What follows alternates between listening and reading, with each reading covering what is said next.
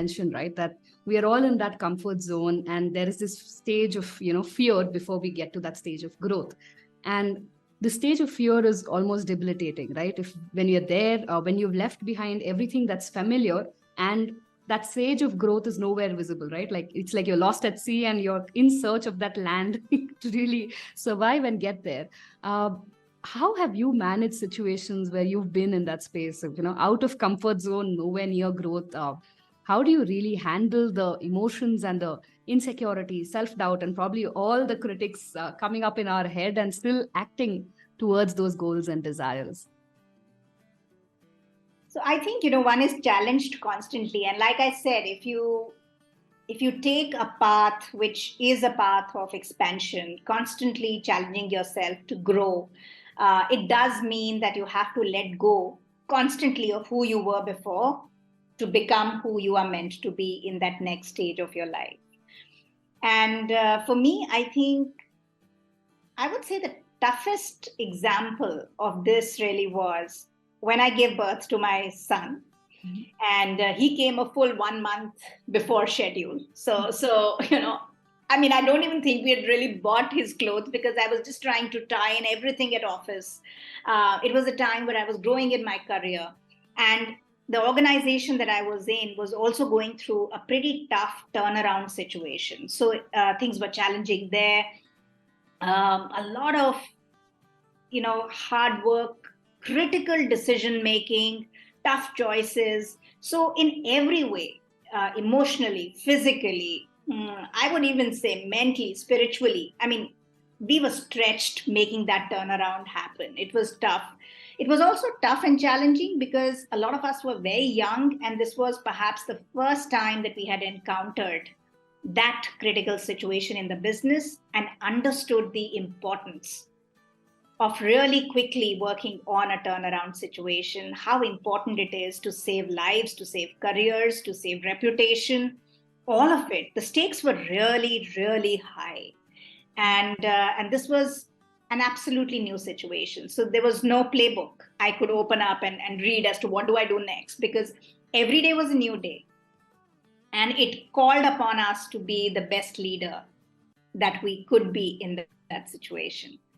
And here I was in that professional frame. And then the baby came a full month ahead of time. And when you have a premature baby, then, you need a lot more care. And nobody prepares you to be a mother, really, honestly. You can read all the books you want. And those were not the days of the internet where Google came to the rescue for virtually everything. So for every little cough, every time the fever shot up, the temperature shot up and he had high fever, I panicked, right? And coincidentally, that also happened to be the day I had a travel scheduled, or, a big meeting in the office, or the global CEO was coming in. So how do you really look at integrating both these realities of your life? And you are not prepared for either of them. Yeah. And you get them both together. So after a while, you're like, okay, bring it on. You have no other choice. No other choice. And yet, that somewhere in your heart, that this is also going to be the most fulfilling time of your life. Imagine if you could emerge out of this stronger, and you could be in your capacity, whatever your version that you can be of the best mother to that little boy, and you can be a leader to the team that the team needs at that point in time. How fulfilling would that be? And I think just even that thought on many sleepless nights kept me going. And of course, we emerged out of it. The company not just turned around, but became a huge profitable contributor to the worldwide business, a big, powerful, well-reputed brand in the country. And on the other side, I was really happy to see my son and the way he was growing, and how independent he was, and how much love and respect he had for the work that I was doing. So I think it just gave me so much joy at a later date. But at that point in time, I think it just sucked everything inside of me and how. So the idea is to really tap into your strength, and we have oodles of it. There is that reservoir, the secret reservoir we all have. And the idea is to tap into it when you most need it and take liberally. And then to give back to it liberally when you have an extra of that energy, of all of the good fortune that life has given you. In today's race for more, right? If I can put it that way, we are always craving for something more, whether it's status, wealth, designations, whatever it is, right? How can we really balance that ambition while being content?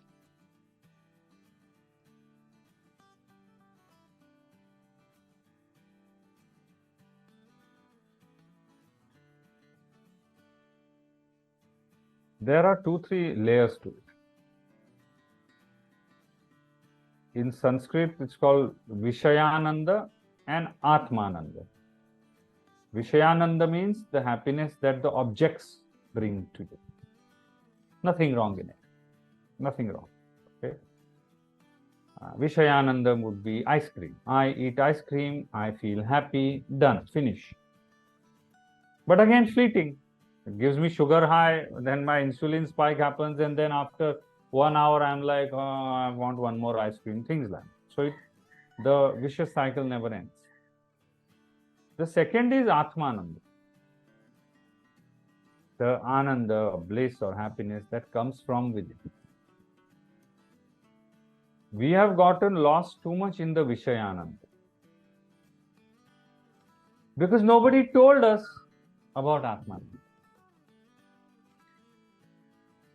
Our education system, our social ecosystem has always been about Vishayananda. Even we ask our kids, what do you want to be when you grow up? Doctor, engineer? Has anybody ever told you as a child, just be a good person? Just be happy when you grow up. Doesn't matter what you do in life, just be happy. Nobody told me that. So we've been taught that the only Ananda, the only happiness that exists is Vishayananda. But our scriptures teach us very differently. Chapter 2 of Bhagavad Gita says this. So there is a very big gap between what our scriptures say and what we are actually doing. So somewhere we have to go back to this realization by realizing that pursuing the objects, Vishaya, is its own thing. We need that. I'm not saying we should give up all desires and not like that. But not at the cost of the Ananda that is there within. In this sense, we all have to harmonize our external pursuits and internal pursuits. So, I mean, you would have seen a lot of women's challenges, through solving for and FlexiBees. So just curious, what are the most common challenges women probably face in their careers, and what do you think can help them navigate it? The top ones are which can actually halt a career are these things like relocation, owing to marriage, then maternity, caregiving. So these are the things which actually cause dropout. So this is like it's not a question of just navigating a career. It's like a question of having a career. So it's I think these play a very important part in our society and culture, where there is a lot of conditioning around what roles men have to do, women have to do, and the roles that we grow up with and we get conditioned to incorporate and do better at. So that's one big reason. And yes, of course, the constructs in which work itself happens, right? So that has to happen from this location, that location, which has opened up a little bit now post pandemic.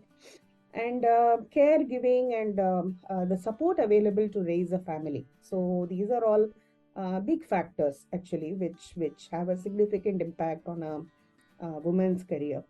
So yeah, there are no easy answers. So there, I mean, solutions have to be built from the institutional, economic, to family and welfare, to the individual, right? So when there are multiple organizations chipping away at all of these issues which impact women's careers.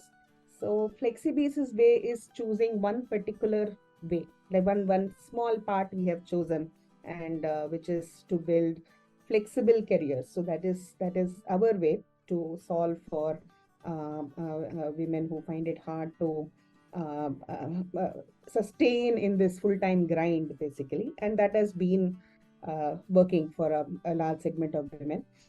Other ways could be having family-friendly policies and more inclusive cultures, which help sustain that career, right? And have a equal opportunity for both parents to bring their whole selves to work, right? As their parents, as well as their professionals. So yeah, there are a host of solutions possible, and yeah, so this our way has been to find flexible work which can help parents and those who need flexibility navigate the challenges of managing everything. Yeah, that's true. And I think one of the things that you told me also stood out for me, saying that one of the biggest challenges for women coming back from maternity also is to regain their confidence, right? And I think as a coach, I also meet a lot of women, who've taken break for maternity, and maybe, not just for one child, they wanted to have two children over a break. And, before you know it, it became 5, 7 years and 10 years. And suddenly they feel out of relevance, right, in the industry. Yeah. How do you think women can actually regain their confidence? If there are listeners here in our audience as well who are probably in their break or planning to get back, or are already back but don't really feel as confident as they used to, how can Sure. they get that confidence back? Yeah. Yeah. So yeah, confidence is at one stroke a big area as well as a solvable thing. So I think one is we have to look at it as a host of things, basically. So why first of all we lose it is, so when we are working, right, there is so much we do around work, we don't realize it. So we are in that mode where we are in a work think kind of mode, right? So we go to the office, or whatever, we engage with others, we talk about work issues, we talk about the functions, and then we know what is happening outside of the company, in that industry, and within that company, why certain things are done. Then you have a support system around work, right? You have peers whom you can consult with, talk with. So and of course, financial independence. There are so many elements which are integral to our identity in work, right? So we are in that mode without realizing it. So when that thing is taken away, or when you have to give up on work, so this all of these things go away at one shot, right? So the transition that happens in life due to work going away is a very big transition. So it's a financial transition, it's an emotional transition, it's an intellectual transition, right? Because you are used to thinking work issues and solving work problems and work crisis and all of that, and suddenly there is a big void where that used to exist, right? So your mind struggles, it doesn't channelize, the brain is not channelized in the way it used to be, right? So something else occupies it, but there's a big segment which is missing. So I think then the solution also is to get all of these back little by little. So we have kind of built a framework called iRise, which we talk about to women, which can help them come back to the career. So like I stands for introspection, right? So we say, take a look at what all you have done, you yourself have done, right? So you look at your past resume, look at your appraisal papers, then talk to your peers whom you work with, your colleagues whom you work with. So then you'll get reminded of the things that you did. So then you realize that you only did that. It's not somebody else. It may feel like it's someone else because a year of motherhood can feel like a decade of another lifetime, right? So it can feel like that, but it's you who did that. So, and all of that you had is not going away anywhere. It's still inside you. So that itself gives a little bit of confidence. First of all, taking stock, introspecting, and seeing what all you have done, what skills have you actually possessed, which skills you were most proud of, which you were most happy to engage, and which were you did because you job had to be done and you are not very happy about using those skills. So I think first element is to take stock, which was I. Then R stood for research. So research about your function, your industry, where things are going, the economy. So if you're an accountant, you might like to visit the government or statutory groups where there'll be updates about what is happening. If you're a marketing professional, you might want to go to industry associations or networking groups and have and understand what's going on. So research about all of these elements also helps you keep in touch. Then again, you get back the thinking mode about work. Oh, okay, this industry is going in this way, and then if this kind of how will they address these kind of problems, or these kind of marketing challenges are coming up, how will they answer? So I think basically the kind of thinking kind of comes a little by little back, right? Then I rise. I stands for interact. Interact is again with your colleagues, ex-bosses, friends. So there's so many people whom we have placed. They do all of this. So it's not like they do like a course. Oh, I will do this and this and this. So we know that those who are successful have done a combination of all of this in their attempt to come back.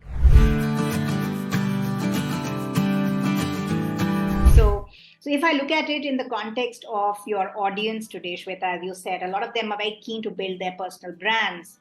And if I am, say, in a service-based business, or I'm wanting to build my personal brand as a business owner or as a corporate professional, either ways, connecting back with your purpose and helping to reveal that is important. But when we say purpose, let's not just talk about the word purpose, which Simon Sinek has made, famous. Everybody understands that in theory, and we were chatting about it, right, some time back as well. But how do you really put it in action? So how do you make it concrete so that it means something to you? So I think the first thing is to really sit down with yourself. And the starting point is our values. And again, many people omit that step, right? They want to jump straight into whatever they've learned as a template. And I'm not a believer of just filling up templates because that's the cool thing to do. I think we have to really go back and look inside of us as to what do we really value as a corporate professional or as a business owner. What are the things that are really important to us? What are our non-negotiables in life and in business, right? And when we start to list those down, I think you start to see a pattern. And from those values, really will emerge your purpose, because then your purpose is about your own existence, that why do I exist, right? The next question is, for whom do I exist? Because purpose is not really something you do in isolation. It's not just for you.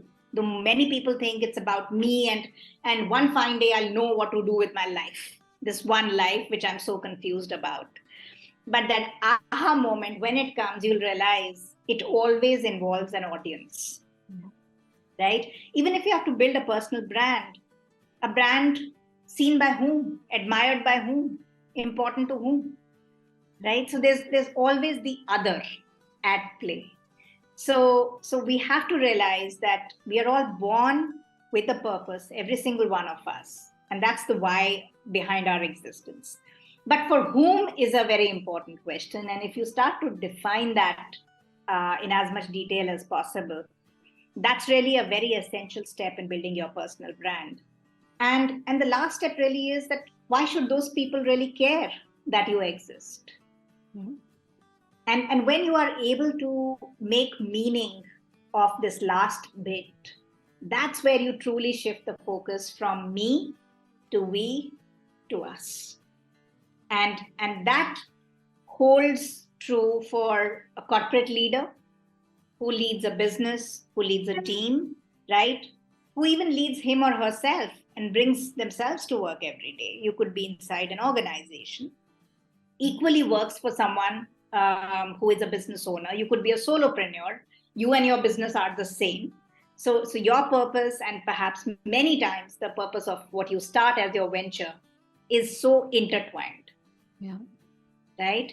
And what we cannot neglect is that who are we for and how do we really serve them? So this whole question of serving, it's not just for people like Mother Teresa. Yeah. And neither do we all need to become a Mother Teresa. So that's where I want to make it concrete, that even if you can make really amazing chocolates, and that's your business, you make people happy, because when they eat chocolate, they are happy. And then you do that with love, you do that with a sense of purity, choose the best ingredients. Yeah. That could very well be your purpose. And I realized one truth, which is my truth, that is, put your best and leave the rest. And when you're not worried about the outcome, it's all about what you're putting in currently, you end up doing your 100%. Yeah. When you are nervous or anxious about the result, you actually end up making a lot more flaws. So when the result does not matter, I'm going to put my best shot, and the rest is up to whoever, destiny, God, whatever you call it. Then it becomes easy to do your work as well. You put in your first foot. That's the beauty of it. You just hit one step. The universe, we call it universe now, the generalized term, takes the remaining 99 steps to make sure everything falls in place. So when things work your favor, how many times do you look up and say thank you? When they don't, how many times you look up and say why me? Why? So I think the moment all of this gave clarity to me, it became easy to accept all that happened. But one thing remained: doing your best, putting in that hard work, doing whatever. Because one truth I picked from there was never look back and say, I wish I had worked harder. I wish I had put in little more effort. So that was one principle that I took from the Gita, that I'll never look back with regret of maybe another 1% would have made a difference. Yeah. So that was one of the biggest moments where this verse started making so much sense to me. And I realized there is no point justifying it to those people who are making their statements. They're not going to learn anyway. They're not going to agree anyway. And the Gita is not about argument. It's about what you take from it and move forward. So that's my biggest takeaway from the Gita. And that has helped me a lot, especially because of competition, ambition, and goals that you set for yourself, and when they don't come true. So you're not able to be there. But today, when I look back, I'm happy with the way life threw choices at me and what I picked. I had the right mentors at the right time, guiding me to who I am today. So I know everything happens for a reason.